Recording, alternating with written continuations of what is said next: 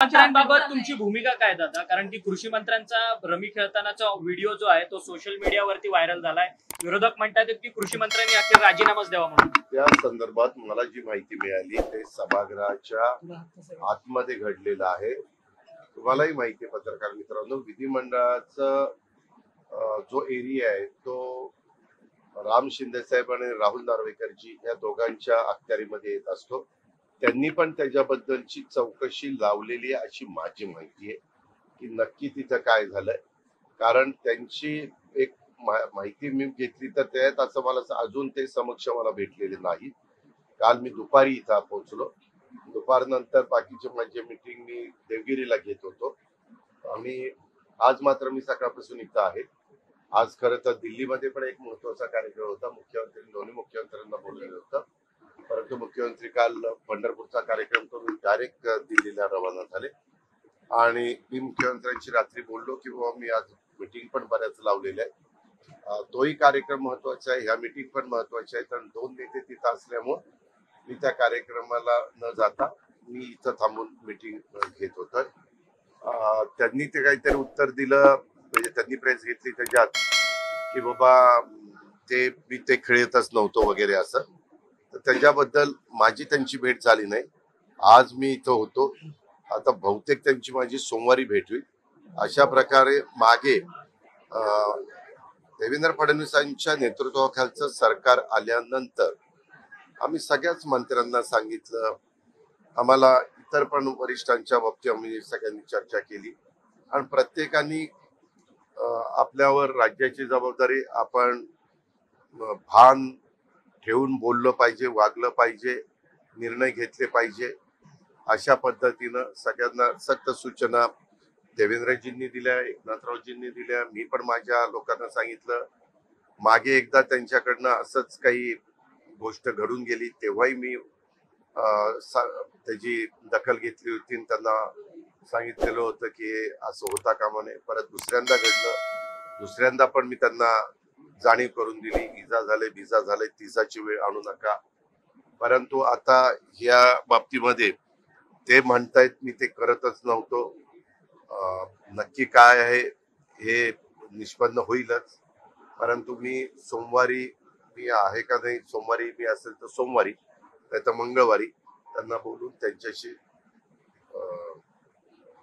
समोरासमोर चर्चा करणार आहे आणि त्याच्यानंतर मी काय तो निर्णय घेणार. रोहित पवार जर तथ्यता आढळली तर काय कारवाई? त्याबद्दल तो निर्णय आमच्या अखत्यारीतला असेल.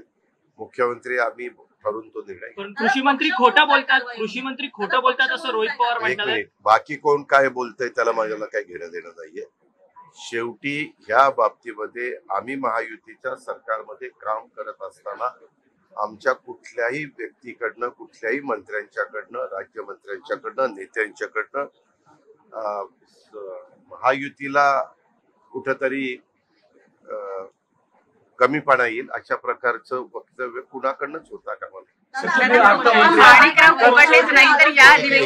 या अधिवेशन काळात फक्त माणिकराव कोकाटे नाही तर योगेश कदम असतील, संजय गायकवाड असतील, संजय राठोड असतील, संजय शिरसाट असतील, यांची सगळ्यांचीच प्रकरणं बाहेर येताना दिसली. त्यामुळे महायुतीतल्या अनेक मंत्र्यांवर येत्या काळामध्ये गाज येईल असं बोललं जाते. याबद्दलचा निर्णय आपल्यालाही पत्रकार मित्रांनो माहिती आहे की राज्याचे मुख्यमंत्री कुणी असले, मागे जसं एकनाथराव शिंदे होते, आता देवेंद्रजी आहेत, मुख्यमंत्री महोदयांचा तो अधिकार असतो.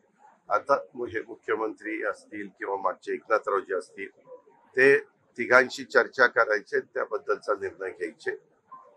त्याबद्दल शेवटी हे तीन पक्षाचं सरकार आहे. इतर पण मित्रपक्ष आरपीआय आणि इतर पण आहेत, त्याच्यात नाही असं नाही.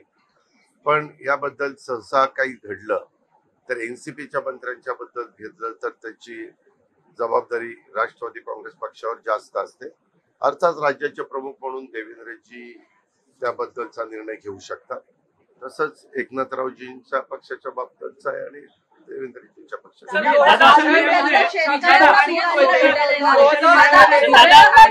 विजय गाडगे पाटील तुमच्या भेटीला येतात तिकडे, ॲम्ब्युलन्स घेऊन ते निघालेले. आपल्याला सांगितलेलं आहे की मलाही बातमी कळली.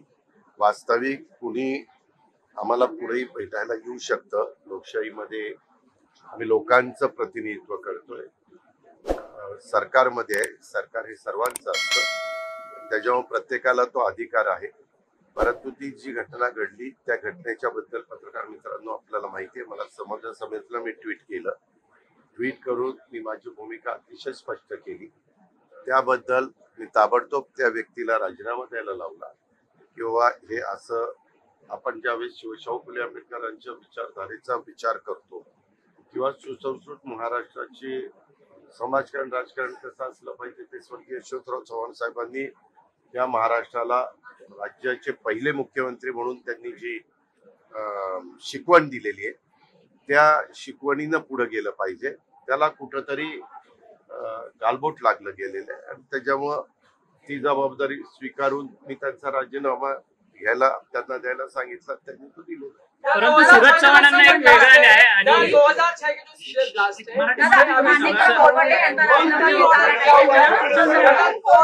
सोशल मीडियामध्ये पाहिले असतील त्या व्हिडिओमध्ये स्पष्टपणे मंत्री आहेत ते त्या ठिकाणी कुस्ती खेळत आहेत हे स्पष्टपणे दिसत आहे. मी आपल्याला त्याबद्दल काय सांगितलं की मला त्यांच्याशी समोरासमोर बोलू द्या. मी त्याबद्दल मुख्यमंत्री मी त्याबद्दलचा काय निर्णय घ्यायचा तो घेऊ. कृषी मंत्री सरकारला भिकारी म्हणतात, सरकारला भिकारी म्हणतात. त्याही बद्दल मी विचारणार आहे, कारण मी पण ती प्रेसमध्येच बातमी वाचली. मी सुरुवातीलाच सांगितलं कुणीही कृषी मंत्री असू नाहीतर कुणीही मंत्री असू कुठल्याही मंत्र्यांनी लोकांच्या समोर बोलत असताना सरकार कुणाचंही असो तारतम्य ठेवूनच बोललं पाहिजे, वागलं पाहिजे, त्यामध्ये आपलं स्वतःचं मत मांडलं पाहिजे. हे सगळ्यांनी ह्याच्याबद्दलचा कुठंतरी आपण काही बंधनं स्वतःला पाळून घेणार आहोत का नाही याचं भान प्रत्येकाने ठेवलं पाहिजे.